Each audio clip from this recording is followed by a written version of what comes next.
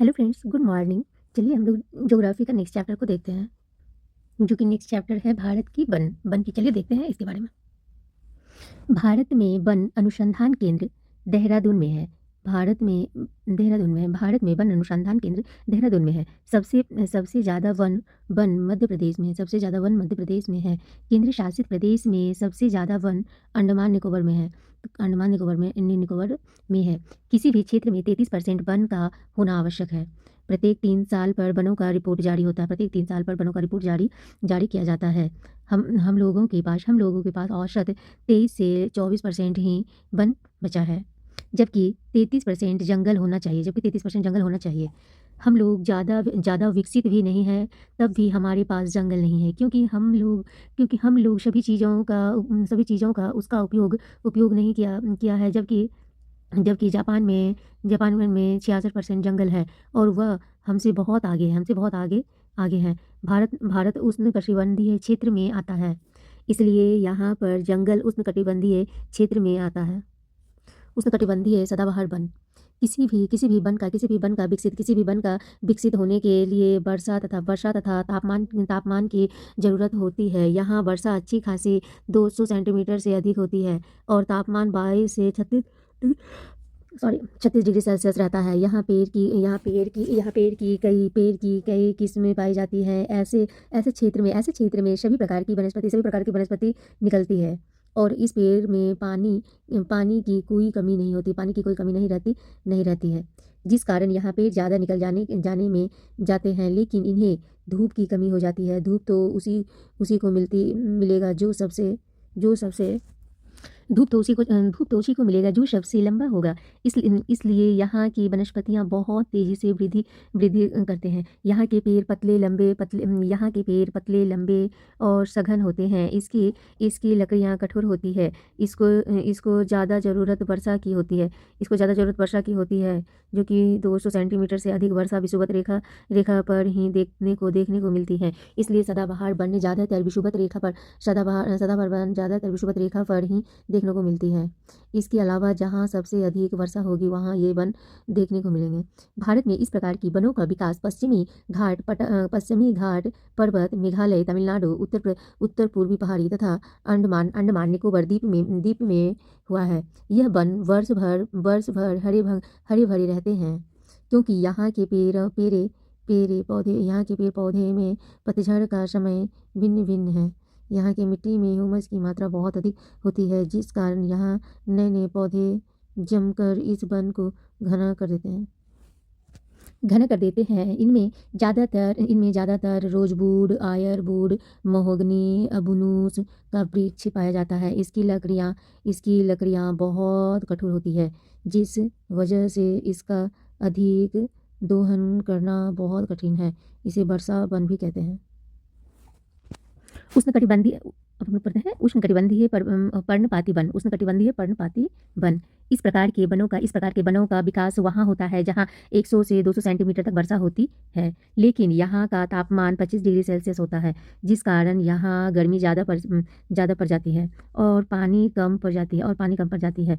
भारत में सबसे अधिक यहीं पतझड़ वाले वन देखने को मिलते हैं। इनमें पतझड़ का मौसम एक साथ आ जाता है, जिसमें विराम देखने को मिल जाता है। इस प्रकार के वनों का आर्थिक विदोहन सर्वाधिक होता है। इस वन के वृक्ष की लकड़ियाँ मुलायम और मजबूत होती हैं, जैसे आम, जाम, साल, शीशम, सागवान, महुआ।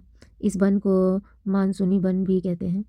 उष्णकटिबंधीय शुष्क पर्णपाती वन।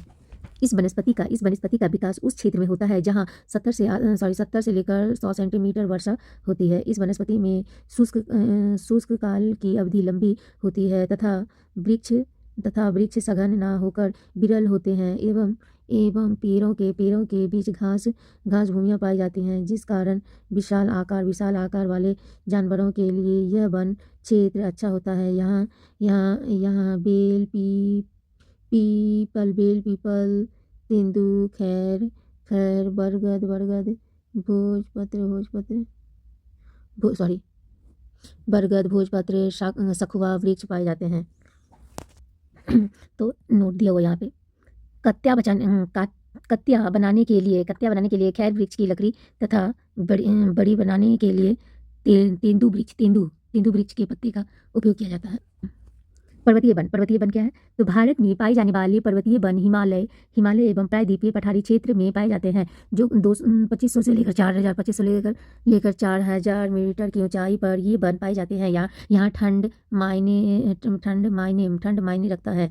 बर्फ से बचने के लिए इसका आकार कोनधारी या शंकुधारी हो जाते हैं। इसके कोनधारी या शंकुधारी तथा अल्पाइन वन भी कहते हैं।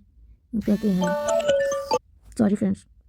जब पर्वतों की ऊंचाई 4000 मीटर से 4000 मीटर से अधिक हो जाए तो वहाँ अत्यधिक बर्फ पड़ने के कारण वहाँ किसी भी प्रकार का पेड़ पौधा का निकलना मुश्किल हो जाता है।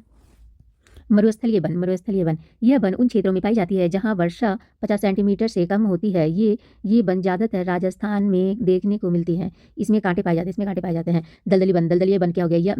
दलदलीय वन, यहाँ पर दलदलीय मिट्टी पाई जाती है। यहाँ की वन की लकड़ियाँ बहुत मजबूत और कठोर होती है। यहाँ के पेड़ मीडियम साइज के होते हैं। ये दूर से सदाबहार वन की तरह ही दिखते हैं। ये बहुत घना होता है। नाव बनाने के लिए इसी वन की लकड़ियों का उपयोग होता है। ये वन पश्चिम बंगाल के सुंदर वन डेल्टा में पाए जाते हैं।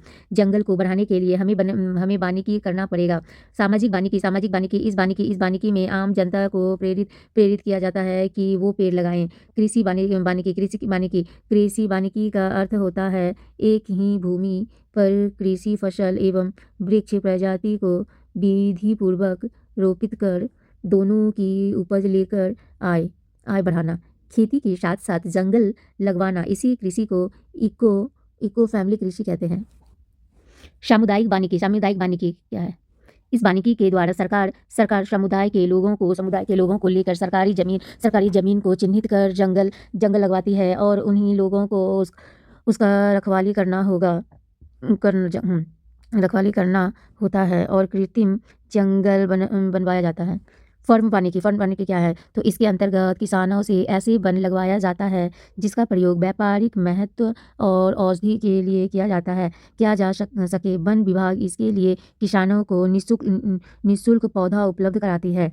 शहरी वानिकी क्या है? वानिकी शहरों में इर्द गिर्द वो सार्वजनिक भूमि जैसे हरित पट्टी, पार्क, सड़कों के डिवाइडर, औद्योगिक और व्यापारिक स्थलों पर वृक्ष लगाना और उसका प्रबंधन शहरी वानिकी के अंतर्गत आता है। Thank you friends. अगर हमारा ये प्रयास अगर आप लोगों को अगर अच्छी लगी हो फ्रेंड्स तो प्लीज़ शेयर एंड सब्सक्राइब।